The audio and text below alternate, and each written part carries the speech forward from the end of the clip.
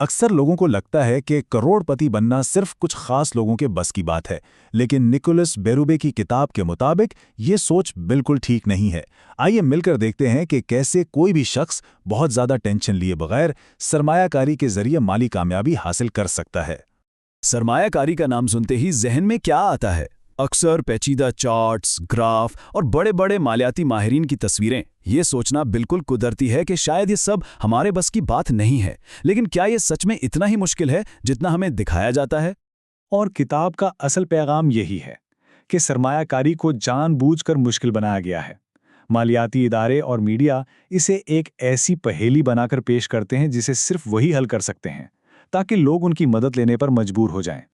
अच्छा, हम सब पैसे बचाने की कोशिश तो करते हैं, लेकिन क्या सिर्फ पैसे बचा लेना काफी है? एक ऐसा छुपा हुआ दुश्मन है जो हमारे बैंक में पड़े हुए पैसों की कद्र को खामोशी से खा रहा है। चलें जानते हैं कि वो दुश्मन आखिर है क्या। इसको यूं समझें, फर्ज करें कि कुछ पैसे बचाकर रख लिए गए। वक्त गुजरने के साथ साथ उन्हीं पैसों से कम चीजें खरीदी जा सकेंगी। जो चीज आज 100 रुपए की है वही कल को 110 या उससे भी ज्यादा की हो सकती है। यही वो खामोश चोर है जो हमारी बचत को आहिस्ता आहिस्ता खत्म कर देता है। इसी खामोश चोर को महंगाई यानी इन्फ्लेशन कहते हैं।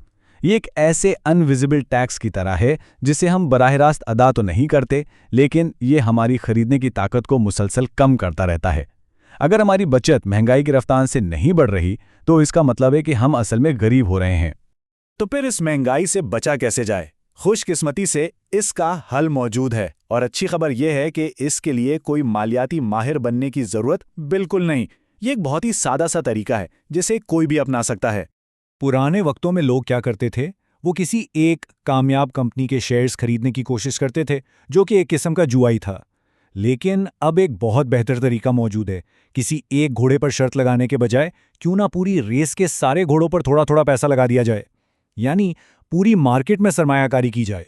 इस तरीके के फायदे बिल्कुल वाज़ेह हैं। सबसे पहली बात, खतरा बहुत कम हो जाता है क्योंकि पैसा कई जगहों पर तकसीम हो जाता है। दूसरी बात, लंबे अरसे में बेहतर मुनाफा मिलने का इम्कान कहीं ज़्यादा बढ़ जाता है। और सबसे बढ़कर ये रोज़ाना की टेंशन और परेशानी से बचाता है और जहनी सुकून देता है। और यहाँ सरमायाकारी का एक सुनहरी उसूल याद रखने की ज़रूरत है। मार्केट कब ऊपर जाएगी और कब नीचे, इसका अंदाज़ा लगाना तकरीबन नामुमकिन है। इसलिए सही वक्त का इंतज़ार करने से कहीं बेहतर है कि लंबे अरसे तक मार्केट में रहा जाए। असल कामयाबी मुस्तकिल मिजाजी में ही छुपी है। अब भले ही ये तरीका बहुत सादा लगता है, फिर भी अक्सर लोग नाकाम हो जाते हैं। आखिर क्यों? क्योंकि असल मुकाबला मार्केट के उतार चढ़ाव से है ही नहीं, बल्कि एक ऐसे दुश्मन से है जो हमारे अंदर ही छुपा हुआ है। तो आखिर वो कौन है जो हमारी कामयाबी की राह में सबसे बड़ी रुकावट बनता है? कोई मालियाती इदारा या खुद मार्केट? आइए देखते हैं। जवाब शायद थोड़ा हैरानकुन है। एक सरमायाकार का सबसे बड़ा दुश्मन वो खुद होता है। हमारे अपने जज्बात, खुसूसन खौफ और लालच, मार्केट के उतार चढ़ाव से कहीं ज़्यादा नुकसान पहुंचा सकते हैं। ये 3 जज्बात सबसे बड़े मुजरिम हैं। पहला है खौफ, जो मार्केट गिरने पर हमें सब कुछ बेच देने पर मजबूर करता है। दूसरा है लालच, जो मार्केट ऊपर जाने पर हमें गैर ज़रूरी खतरा मोल लेने पर उकसाता है।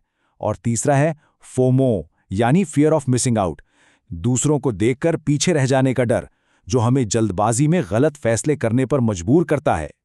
कामयाब सरमायाकार क्या करते हैं? वो रोज़ाना की खबरों और सोशल मीडिया के शोर से खुद को दूर रखते हैं। वो अपने लंबे अरसे के मंसूबे पर कायम रहते हैं और छोटे मोटे उतार चढ़ाव से बिल्कुल परेशान नहीं होते। तो इन तमाम बातों का निचोड़ क्या है?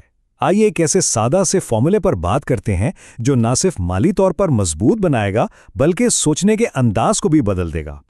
ये है वो 5 कदमों का फॉर्मूला। पहला, बाकायदगी से सरमायाकारी करें, चाहे रकम छोटी ही क्यों ना हो। दूसरा, ऐसे फंड्स का इंतखाब करें जिनकी फीस कम हो ताकि ज्यादा से ज्यादा रकम आपके लिए काम करे। तीसरा, कम से कम 10 से 15 साल का सोचकर चलें। चौथा, मार्केट के उतार चढ़ाव पर जज्बाती फैसले बिल्कुल ना करें। और पांचवां, अपने मंसूबे पर डटे रहें, चाहे हालात जैसे भी हों। इस पूरे मंसूबे का जो असल जादू है ना, उसे कंपाउंडिंग कहते हैं। इसका सीधा सा मतलब है कि आपका मुनाफा भी मजीद मुनाफा कमाना शुरू कर देता है।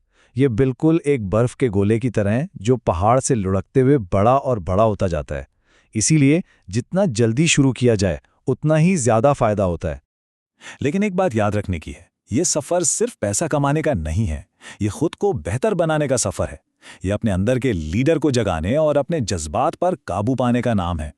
जरा सोचिए, एक कामयाब सरमायाकार में वही खूबियां होती हैं जो एक अच्छे लीडर में पाई जाती हैं। वो सब्र से काम लेता है, अपने मंसूबे पर मुस्तकिल मिजाजी से कायम रहता है और मुश्किल हालात में भी अपने उसूलों से पीछे नहीं हटता। और यही इस पूरे सफर का सबसे बड़ा सबक है। असल ताकत पैसे में नहीं, बल्कि इस नज़्म-ओ-ज़ब्त यानी डिसिप्लिन में है जो आपको अपने मंसूबे पर कायम रखता है। दौलत तो सिर्फ इस डिसिप्लिन का एक नतीजा है। तो खुलासा ये है कि माली कामयाबी का रास्ता बैंक अकाउंट से नहीं, बल्कि हमारे जहन से शुरू होता है। पहले अपनी सोच को एक अमीर शख्स की तरह बनाना होगा, फिर दौलत खुद ब खुद उस सोच की पैरवी करेगी। तो अब असल सवाल यह है, क्या सिर्फ अमीर बनने का इरादा है या उसके लिए अपनी सोच बदलने की भी तैयारी है? क्योंकि माली आज़ादी का सफ़र इसी सवाल के जवाब से शुरू होता है।